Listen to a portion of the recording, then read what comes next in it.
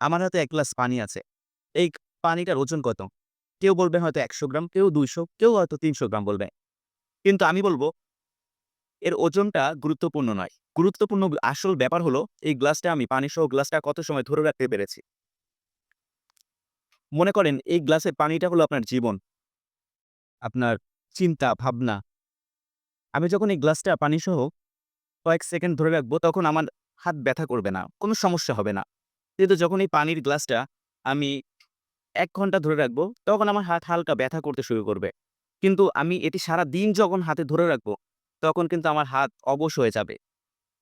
ঠিক তেমনই আমাদের মানসিক চাপ, টেনশন এটাকে যতক্ষণ আমরা পুষিয়ে রাখবো নিজের মনের মধ্যে, তত কিন্তু আমাদেরকে এটা আক্রমণ করে বসবে।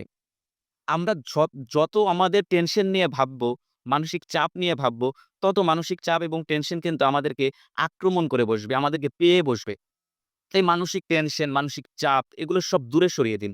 ঠিক এই পানির গ্লাসের মতো।